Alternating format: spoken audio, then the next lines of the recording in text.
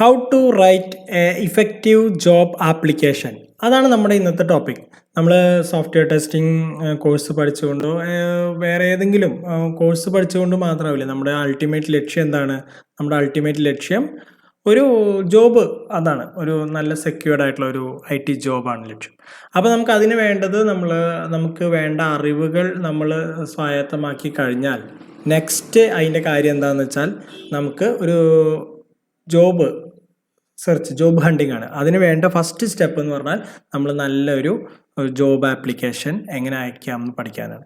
അപ്പോൾ job application അയക്കാനുള്ള ഏറ്റവും നല്ല മെത്തേഡ് ഇമെയിൽ തന്നെയാണ്.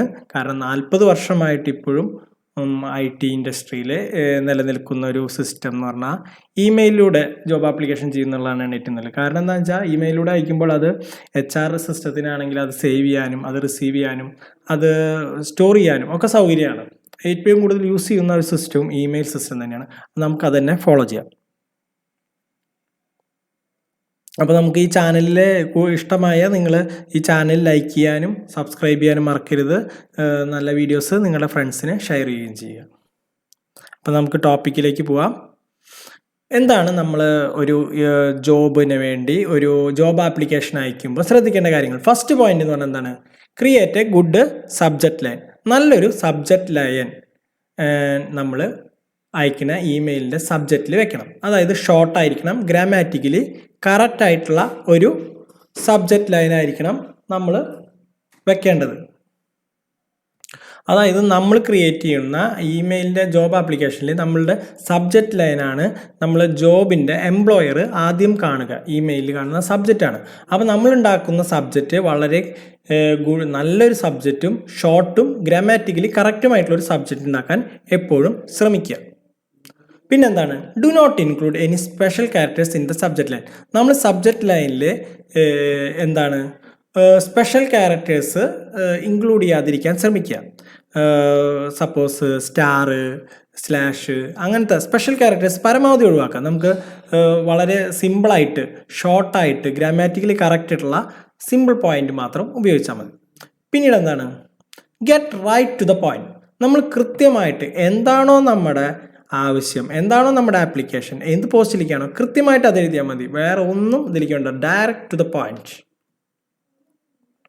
പിന്നെന്താണ്? കൃത്യമായിട്ട് ആ point, who you are, your affiliate, what you want, എന്താണ് നിങ്ങൾ, എന്താണ് നിങ്ങളുടെ ആവശ്യം, ആ കൃത്യമായ കാര്യങ്ങൾ മാത്രം അതിൽ ഉൾപ്പെടുത്താൻ ശ്രമിക്കുക. പിന്നെന്താണ്? Use A professional email address. നമ്മൾ ക്രിയേറ്റ് ചെയ്യുമ്പോൾ ജോബ് ആപ്ലിക്കേഷന് വേണ്ടി ഉപയോഗിക്കുമ്പോൾ കൃത്യമായി ഒരു പ്രൊഫഷണൽ ആയിട്ടുള്ള ഇമെയിൽ ഉണ്ടാക്കാൻ ശ്രമിക്കുക. അതായത് പ്രൊഫഷണൽ ഇമെയിൽ എന്ന് പറയുമ്പോൾ കൃത്യമായി നമ്മുടെ പേരും ഡേറ്റ് ഓഫ് ബർത്തും വെച്ചോ എന്തെങ്കിലും സ്ഥലപ്പേര് വെച്ചോ കൃത്യമായിട്ട് ഒരു പ്രൊഫഷണൽ ഇതിൽ വേണം നമ്മൾ ഇമെയിൽ അഡ്രസ്സ് ക്രിയേറ്റ് ചെയ്യാൻ. അല്ലാതെ നമ്മൾ അതായത് മെയിനായിട്ട് ഉദ്ദേശിക്കുന്നത് ഫാൻസി ഇമെയിൽ അഡ്രസ്സുകൾ ഉപയോഗിക്കരുത്. അതായത് ഫാൻസി ഇമെയിൽ അഡ്രസ്സുകൾ എന്ന് പറഞ്ഞാൽ എന്താണ്? ഇപ്പോൾ നമ്മുടെ പേരിൻ്റെ കൂടെ റോക്കി, റോക്സ് അല്ലെങ്കിൽ അങ്ങനെ സൂപ്പർ പേരുകളൊക്കെ വെച്ചിട്ട് നമ്മൾ പേരുകളുടെ കൂടെ റോക്കി, ക്യൂണ്, കിങ് അങ്ങനത്തെ പേരുകൾ ഉപയോഗിക്കാതിരിക്കുക. അത് നമ്മുടെ മെച്യൂരിറ്റിനെയാണ് കാണിക്കുന്നത്, വേറെ ഒന്നുമല്ല. പിന്നെന്താണ്? നമ്മൾ ഇമെയിലിൽ ജോബ് ആപ്ലിക്കേഷൻ ഉപയോഗിക്കുമ്പോൾ എപ്പോഴും കോമൺ ആയിട്ട് ഒരു നല്ലൊരു ഫോർമാറ്റിൽ ഒരു കോമൺ ആയിട്ടുള്ള ഒരു ഫോണ്ട്, ഒരു ഫോണ്ട് സൈസ് ഇതൊക്കെ കീപ്പ് ചെയ്യാൻ ശ്രമിക്കുക. പിന്നെന്താണ്? അപ്പോൾ നമ്മൾ സ്ക്രീൻ ചെയ്യുമ്പോൾ പലതരം ഫോണ്ടുകളുണ്ടെന്ന് അറിയാം. അപ്പോൾ നമ്മൾ ഏറ്റവും കൂടുതൽ സ്റ്റാൻഡേർഡായിട്ട് നമുക്ക് വായിക്കാനും എല്ലാവർക്കും കംഫർട്ട് ആവുന്ന ഒരു ഫോണ്ടാണ് എന്ത്? Times new Roman. എല്ലാ സിസ്റ്റത്തിലും ഉണ്ടാകുന്ന ഒരു കോമൺ ഫോണ്ടാണ് ടൈംസ് ന്യൂ റോമൻ. അപ്പോൾ എപ്പോഴും ടൈംസ് ന്യൂ റോമൻ ഉപയോഗിക്കാൻ ശ്രമിക്കുക. അതിൻ്റെ സൈസ് കോമൺ ആയിട്ട് യൂണിഫോമായിട്ട് അതിൻ്റെ ഒരു സൈസ് 12 ആയിട്ട് നമ്മൾ എടുക്കാൻ ശ്രമിക്കുക. പിന്നെന്താണ്? നമ്മൾ സിഗ്നേച്ചർ എപ്പോഴും ഒരു സിഗ്നേച്ചർ നമ്മുടെ ഇമെയിൽ ഐഡിക്ക് നമ്മുടെ ഇമെയിലിൽ സിഗ്നേച്ചർ എന്നൊരു ഓപ്ഷൻ ഉണ്ട്. അതിൽ നമ്മൾ കൃത്യമായിട്ട് നമ്മുടെ സിഗ്നേച്ചർ ക്രിയേറ്റ് ചെയ്ത് വയ്ക്കുക. അതിൽ നമ്മുടെ പേര്, നമ്മുടെ കോൺടാക്ട് ഡീറ്റെയിൽസ്, ഇമെയിൽ കാര്യങ്ങളൊക്കെ ആഡ് ചെയ്യുക. വെബ്സൈറ്റ് നിർബന്ധമല്ല, വെബ്സൈറ്റ് ഉള്ളവർ വെബ്സൈറ്റ് ആഡ് ചെയ്യുക. ഇത്രയാണ് നമുക്ക് മെയിനായിട്ട്. നമുക്കിങ്ങനെ ഇതിൻ്റെ ഒരു സ്വന്തമായിട്ടൊരു ഇമെയിൽ ജോബ് ആപ്ലിക്കേഷൻ ഇമെയിലൂടെ എങ്ങനെ ചെയ്യാമെന്ന് നമുക്ക് നേരിട്ടൊരു എക്സാമ്പിളിലൂടെ നോക്കാം.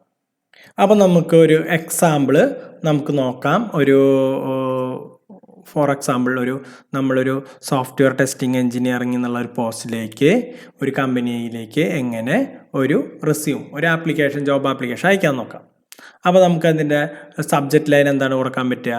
സബ്ജക്റ്റ് ലൈൻ സ്റ്റാൻഡേർഡ് ആയിട്ട് application for the post of software testing engineer. ഇനിയിപ്പോൾ ഒരു ഫുൾ സ്റ്റാക്ക് ഡെവലപ്പർ ആണെങ്കിൽ application for the post of full stack engineer അങ്ങനെ വയ്ക്കാം. പിന്നെ നമ്മൾ 2ൻ്റെ അവിടെ എന്ത് വയ്ക്കണം? നമ്മുടെ കമ്പനിയുടെ പേര് അടിച്ചു കൊടുക്കുക. അപ്പോൾ ഞാൻ ഇവിടെ testingbuddy@gmail.com എന്നുള്ളൊരു കമ്പനിക്കാണ് അയക്കുന്നതെന്ന് സപ്പോസ് കരുതിയിട്ട് അയക്കണം. പിന്നെ എന്താണ് നമ്മളതിൻ്റെ കണ്ടൻ്റായിട്ട്? ഡിയർ സാർ ഓർ മാഡം അങ്ങനെ വേണം നമ്മളത് സംബോധന ചെയ്യാൻ. പിന്നെ അതിലെഴുതുക എന്താണ്? This response to your advertisement on naukri.com. നമ്മൾ ഈ ജോബിൻ്റെ ഒഴിവ് വേക്കൻസി ഏത് വെബ്സൈറ്റിലാണ്, ഏതൊരു സോഷ്യൽ മീഡിയയിലാണോ, എവിടെയാണോ അതിൻ്റെ സോഴ്സിങ് അത് എഴുതാം. This response to your advertisement on naukri.com. I am writing this mail to apply for your company's software testing engineer position. ഏതാണോ ഒരു പൊസിഷൻ എന്ന് എഴുതാം. നിങ്ങളുടെ കമ്പനിയിലെ ഇന്ന പൊസിഷനിലേക്കുള്ള ഇതിന് വേണ്ടിയിട്ടാണ് ഞാൻ റൈറ്റ് ചെയ്യണേ. അത് ഇന്ന സൈറ്റിലാണ് ഞാൻ അതിൻ്റെ വേക്കൻസിയെക്കുറിച്ച് അറിഞ്ഞത്. പിന്നെന്താണ്? My experience and qualification closely match the job responsibilities mentioned in the job description. അതായത് എൻ്റെ എക്സ്പീരിയൻസും ക്വാളിഫിക്കേഷനും നിങ്ങളുടെ ജോബ് ഡിസ്ക്രിപ്ഷനിലുമായി മാച്ച് ചെയ്യുന്നു.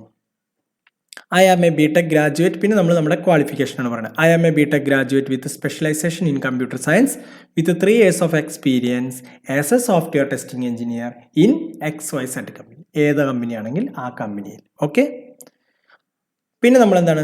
Please find my attached resume for more details. നമ്മുടെ അറ്റാച്ച്ഡ് റെസ്യൂം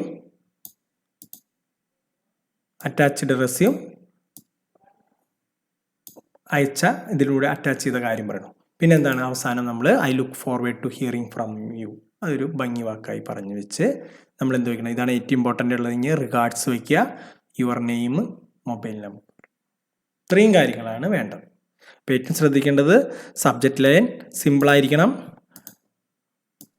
പിന്നെ ഡിയർ സാർ ഓർ മാഡം നമ്മൾ സംബോധന ചെയ്യുക. അത് കഴിഞ്ഞ് നമ്മൾ ഏത് വെബ്സൈറ്റിലാണ് ഈ ഒഴിവ് കണ്ടത്, പിന്നെ ഏത് പോസ്റ്റിലേക്കാണ് അപേക്ഷിക്കുന്നത്, നമ്മുടെ എക്സ്പീരിയൻസ് നിങ്ങളുടെ ജോബ് ഡിസ്ക്രിപ്ഷനായി മാച്ച് ചെയ്യണം എന്നുള്ള കാര്യം പറയാം. അത് കഴിഞ്ഞ് നമ്മുടെ ക്വാളിഫിക്കേഷൻ, അത് കഴിഞ്ഞ് എക്സ്പീരിയൻസ്, പിന്നെ നമ്മുടെ റെസ്യൂമിൻ്റെ കാര്യം പറയാം. ഇത്രയും പറഞ്ഞു കഴിഞ്ഞാൽ സിമ്പിളായിട്ട് നമുക്കൊരു ജോബ് ആപ്ലിക്കേഷൻ ഇങ്ങനെയാണ് ചെയ്യുക. അപ്പോൾ എല്ലാവർക്കും ഈ വീഡിയോ ഇഷ്ടമായെന്ന് കരുതുന്നു. വീഡിയോ ഇഷ്ടമായ എന്തായാലും ലൈക്ക് ചെയ്യുക, നിങ്ങളുടെ കമൻസ് രേഖപ്പെടുത്തുക.